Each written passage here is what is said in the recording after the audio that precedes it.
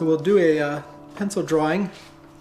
This old sewing machine. I'm going to use range of pencils from HB down to about 4B. A couple of different erasers, a kneaded eraser and a plastic eraser.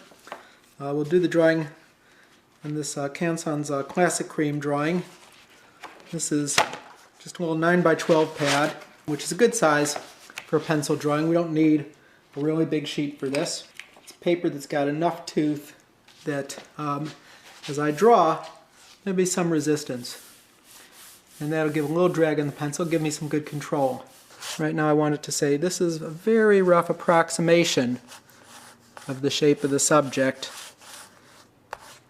And I want to work as lightly as I can, put as little pressure on the pencil as I can get away with.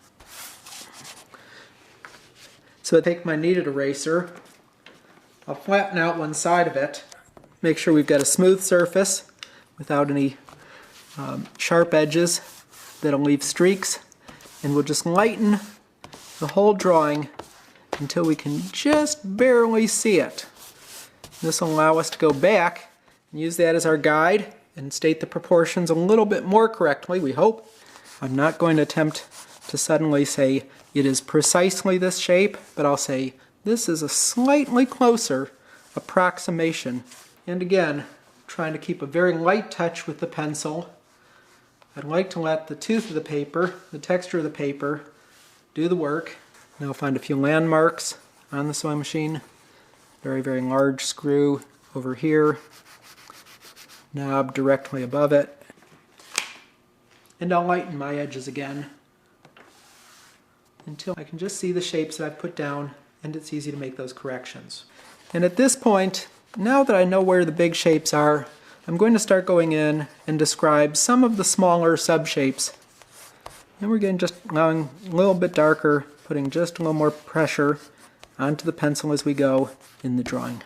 It's nice to have the tooth from the Canson drawing paper, which gives me a little better control through a little bit more drag on the pencil than I'd get on a slick sketch paper. Take my kneaded eraser and lighten it back down. So I've just got a little sheet of sandpaper here, and I'll just sand it down so that I've got a flat side. So if I hold the pencil now on the flattened side, I get a broad, smooth stroke. If I hold the pencil on the opposite side, I get a fine line. I want to make a mark for where's the top of that knob supposed to be. I've got a sharp edge to do it with. Find that screw there. That's an ellipse, and we'll put a little pressure on the bottom of it.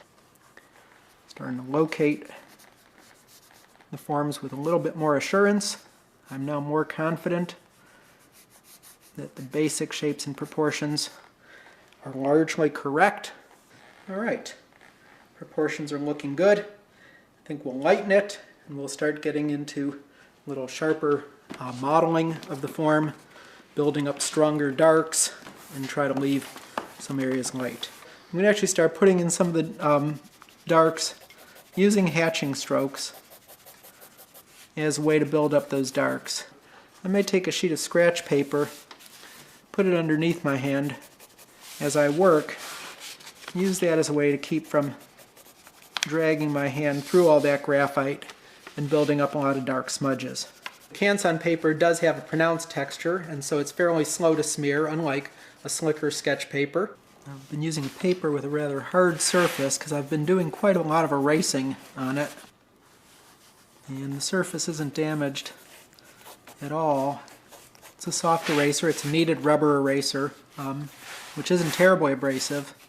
But I want to be able to erase as much as I need and still not have to worry about potentially damaging the surface.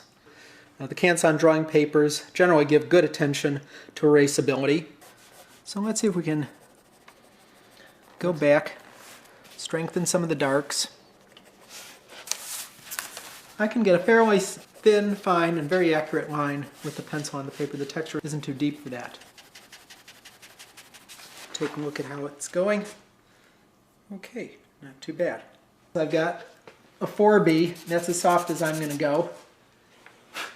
I've got a little bevel point on here, and I'm looking for the places where the shades get the deepest. And still, I'm getting the darks, building up the darks by repeated passes over them, not by putting a lot of pressure on the pencil. I don't want to engrave the lines into the paper. This is a fairly tough, hard surface, durable paper, but I still don't want to be pressing so hard that I'm pushing the line below the surface of the paper. And let me refine that edge a little bit. Take the stamp, take some of those hatches and throw them into shadow. To bring the contrast of the drawing up a little higher, we really should go back and think about where are the highlights, where are the brightest lights on the form. And as I'm erasing those out, I'd like to get something a little sharper to suggest the metallic surface. Take a bit of plastic eraser. I've taken and cut just a small piece off.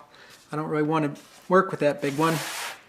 Now, as I want to refine my edge with a couple of deft strokes, I hope. Got a little erasing shield, just a little metal template. We'll put in a few of these.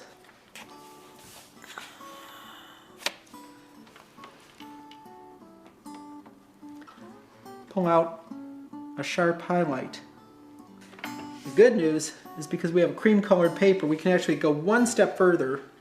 We can take a white chalk pencil and we can get a white for these highlights that's just a shade lighter in value than the paper itself. Canson has a range of different drawing papers, from the pure white to this. I chose the classic cream for this, for the traditional feel, and to allow me to be able to add these highlights to the drawing. I'm going to keep seeing something else that could be done to the drawing, but you're going to get to a place where you start recognizing that although you're making some very, very small changes in the drawing, it's not making any substantive improvement in the drawing as a whole. And anything I could add at this point would really only produce trivial results in terms of clarifying that sense of form. Yeah, at this point, I think the drawing is, for all intents and purposes, nicely finished.